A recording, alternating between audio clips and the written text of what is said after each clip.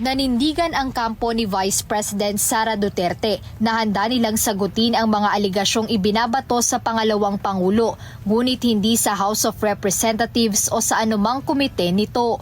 Ayon kay Attorney Michael Powa, tagapagsalita ng defense team ni VP Sara sa impeachment case, ang Senado ang tanging tamang forum para litisin ang Vice-Presidente.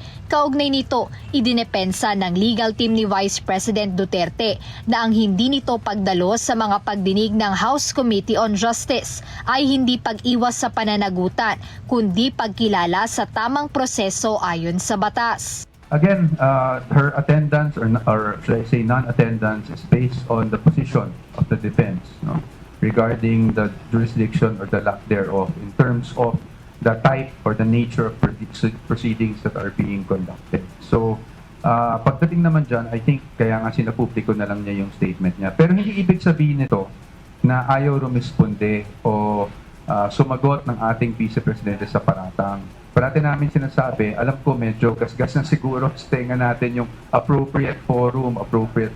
Pero naniniwala naman kasi talaga kami na kung talagang aakyat ito sa Senate impeachment, makikita nyo yung sagot ng defense sa lahat ng paratang na ito. Nilinaw rin ng mga abogado ng Vice-Presidente na hindi nila kinukwestiyon ang kapangyarihan ng Kamara na mag-initiate ng impeachment, kundi ang kanilang reklamo ay nakasentro sa paraan kung paano isinasagawa ang mga committee hearings sa kasalukuyan. Sasagutin po sa impeachment court. Doon po natin sasagutin lahat yun. Doon po naman ang tamang forum kung saan namin masasagot lahat ng yun.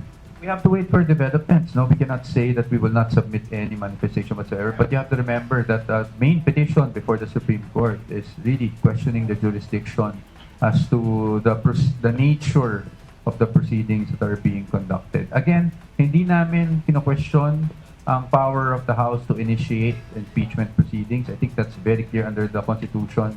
We don't want to even try to blur that line. And admittedly, they have the sole power to initiate. Ang kino-question lang po namin ay jurisdiction in terms of conducting this type of committee hearings.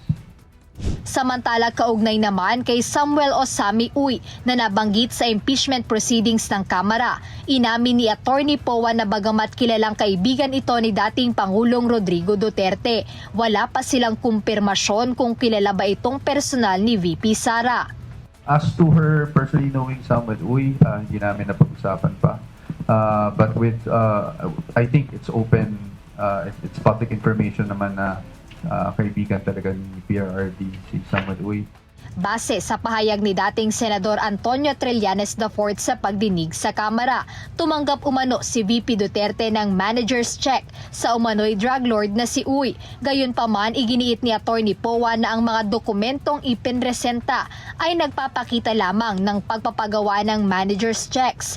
Ngunit hindi ito sapat na ebidensya na aktwal na natanggap o nahawakan ng Vice-Presidente ang nasabing halaga. Dahil dito, tiwalaan niya ang defense team na mapapasinungalingan nila ang mga aligasyong ito sa oras na magsimula ang formal na paglilitis sa Senado.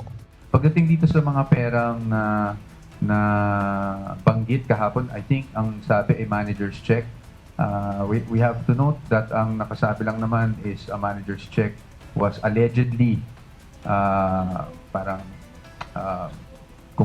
nagpagawa ng manager's check allegedly si Sammy Uy, wherein the recipients are the Vice President and ganito and who else.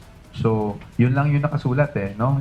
Wala naman dun anything na natanggap talaga nila. And as you know, the Vice President already issued a statement denying that she had received any of these amounts of money that were presented yesterday. Now, again, we don't want to get into the details, but those checks, we're confident that we will be able to clarify everything and show the public kung ano talaga yung nangyari sa checks and kung meron man talaga, no, pagdating ng trial.